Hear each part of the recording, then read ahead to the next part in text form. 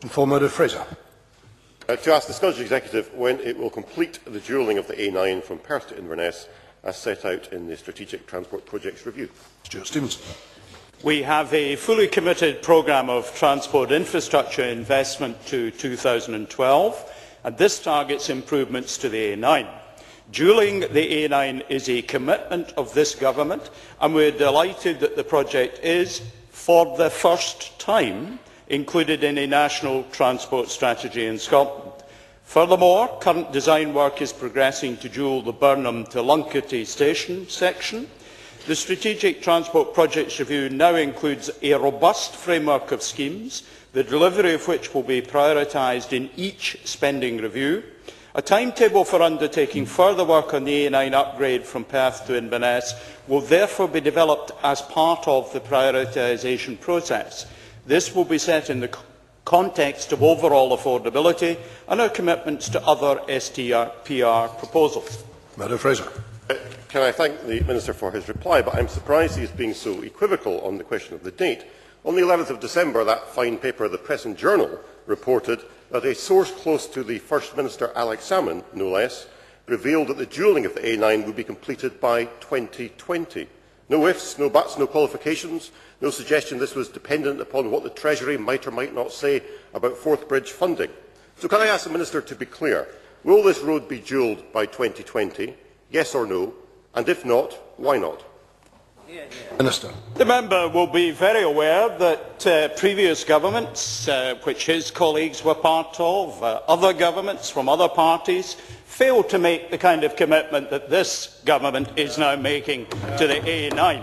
The very, very substantial investment that there is one that has been welcomed widely, the whole of the Highlands and indeed at the southern end of the A9.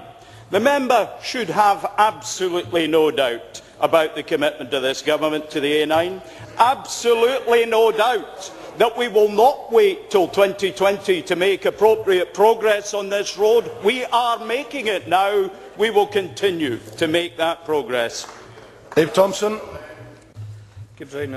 What is the government's estimate of the total investment in transport infrastructure in the Highlands contained in the STPR, and how does that compare with that of previous Scottish and UK governments over the 20 years prior to the STPR?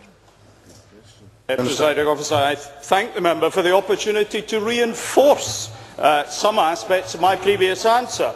I don't have the entire list of interventions. I have one or two of them, and they come to up to £4.2 billion, a very substantial investment indeed, and one which, as I've said previously, is already being widely welcomed and is unprecedented in modern times by comparison with the interventions of any previous administration. McNulty. I think we've had absolutely no dates from the Minister, so can I ask him to give us some dates to this question? When will the government bring forward the road widening at selected locations between Tarbert and Inverarnon and between Corran Ferry and Fort William on the A82? Minister. We are very aware of the issues around the A82. As I said in an answer to John Scott in December, in 2007 there were 13 deaths on that road. We are therefore treating the issue of improvements that are geared to creating greater safety on the A82 as a matter of urgency. I do note, of course, that constraints on the A82, such as the traffic lights, have been in place for 20 years and more, and therefore it is something of a welcome on the west coast of Scotland that this government at last is engaging in the necessary improvements that will address safety on one of Scotland's more dangerous roads as a matter of early course.